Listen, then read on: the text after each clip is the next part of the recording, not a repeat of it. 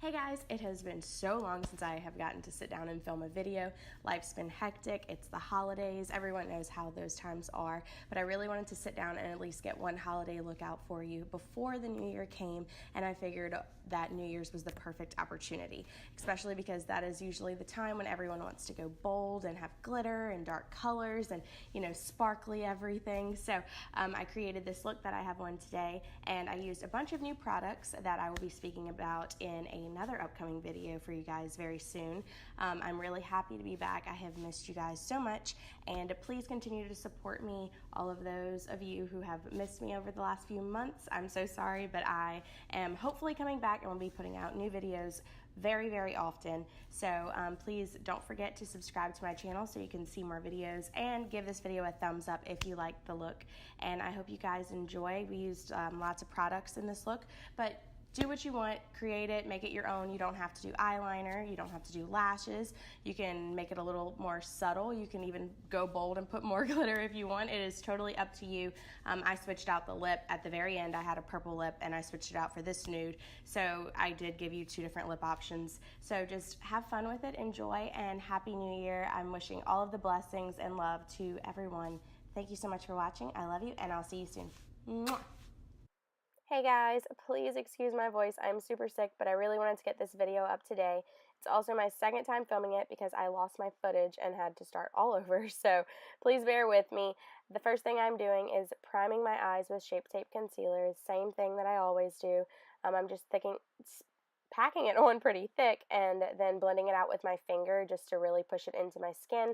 The heat from your fingertip really allows products to congeal with your skin and really sink in and soak up everything. So then I took a beauty blender or a Real Technique sponge and went and dabbed right over my eyes just to pick up any excess product because I didn't want any caking or anything on my eyes.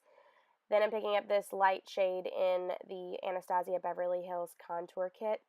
This is the light to medium kit, and this is that pinkish colored shade just to set that concealer.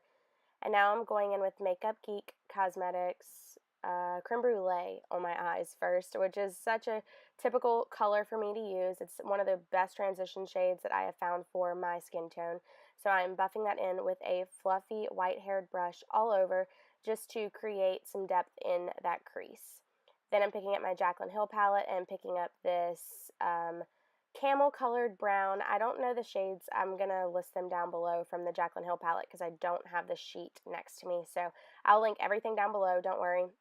And I'm just going in with that camel color a little bit lower in the crease, and then as the product leaves my brush, I'm going to take it and lift it up higher into my brow.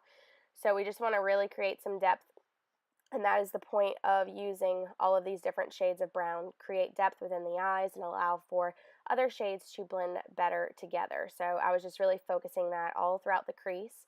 And then I'm picking up this purple shade from the Lorac Pro 2 palette, and this color gave me a lot of trouble. It was kind of choppy and it wasn't really working the way I wanted to. I spent so much time trying to blend it out, and then I realized I probably could have just skipped the step altogether, but I did it last night when I recorded this for the first time, so I just wanted to repeat the steps that I did all over again today.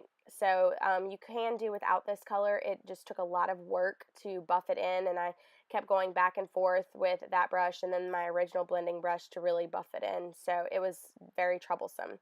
Then I picked up this beautiful shade from the Morphe 35B palette. I mean, guys, did you see that palette? How bright and vivid and beautiful was that?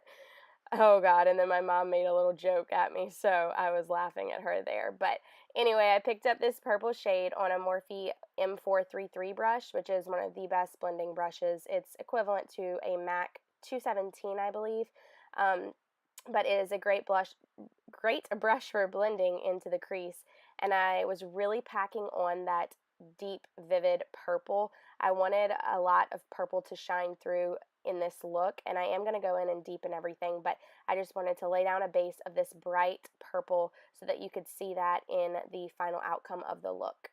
Then I picked up that original brush and just went in and buffed out the crease. Remember, no harsh lines. We never want harsh lines.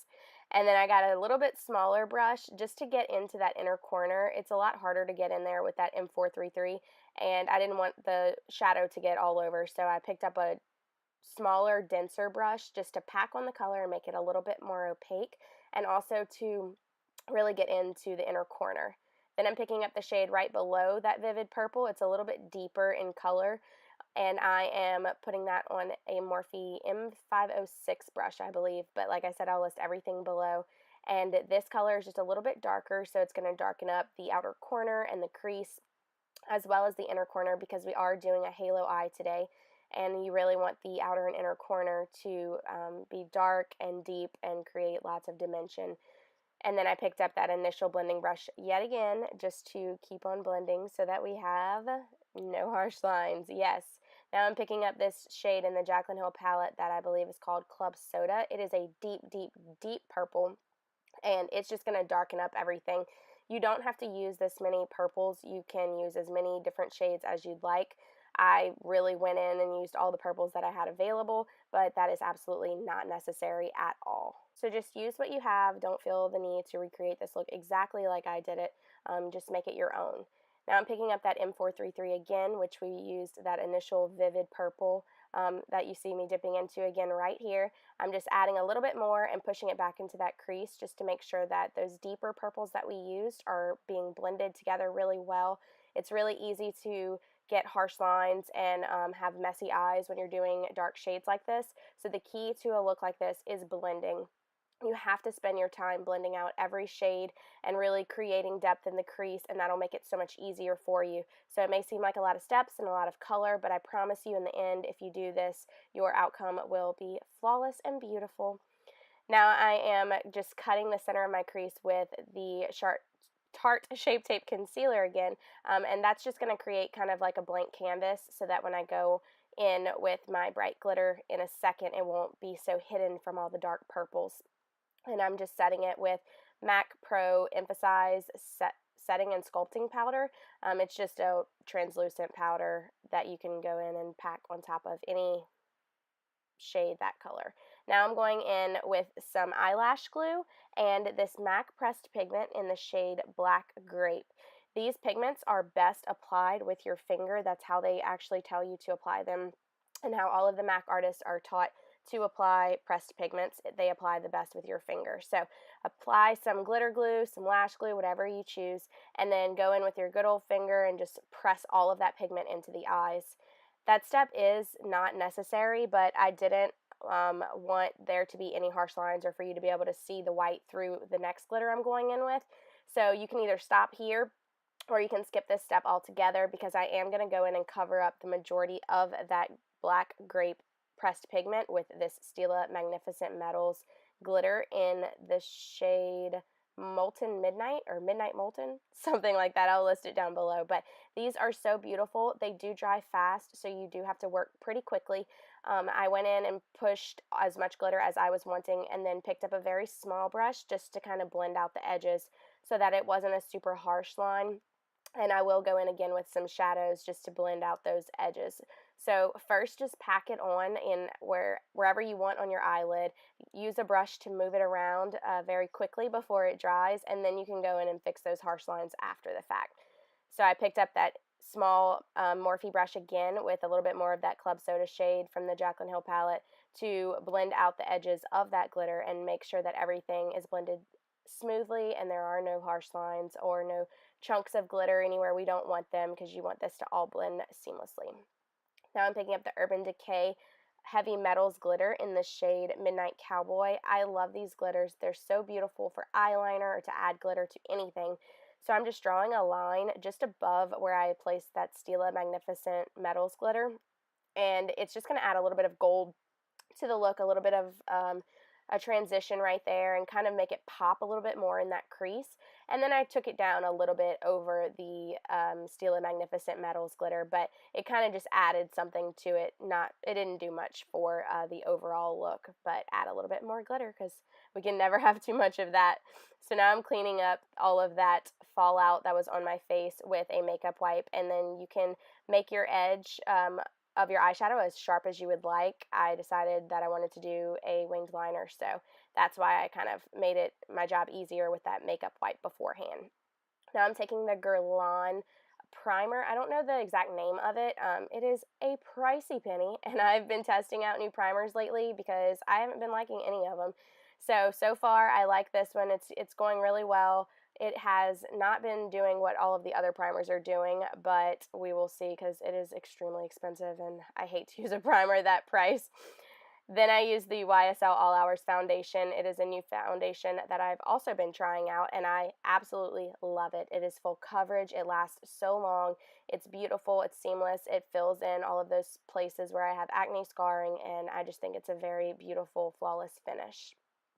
Now I'm going in with my tried and true Urban Decay Naked Weightless whatever concealer, and I am putting that all over to highlight because we are doing such a bold dark eye. You really want to brighten up other parts of your face so that you don't look so dark and your eyes don't look so closed.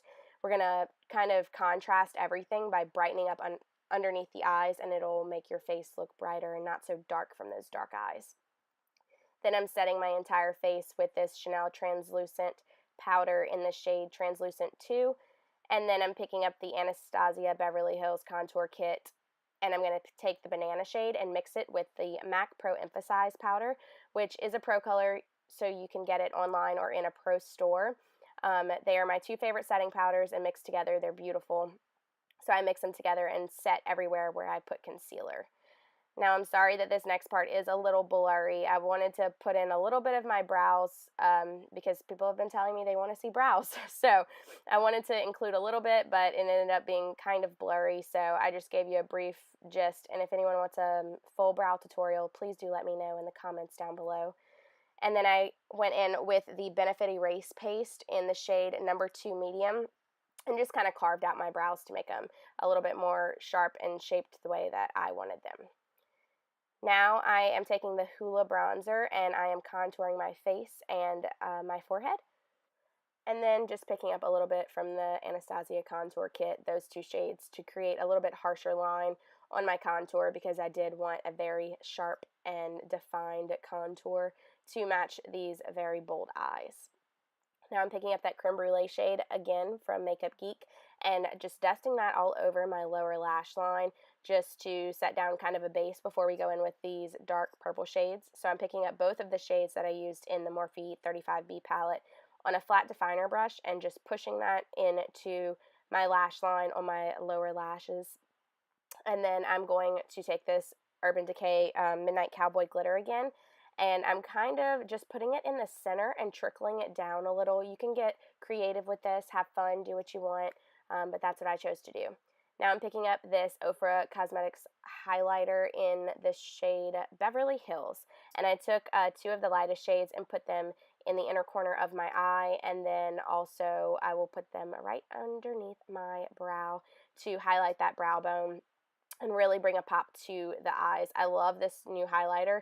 It is so beautiful and so soft and buttery. I was so shocked when I got it in the mail, but I'm loving it. So I went in with the Anastasia Beverly Hills Clear Brow Gel just to set my brows so that those crazy things don't move.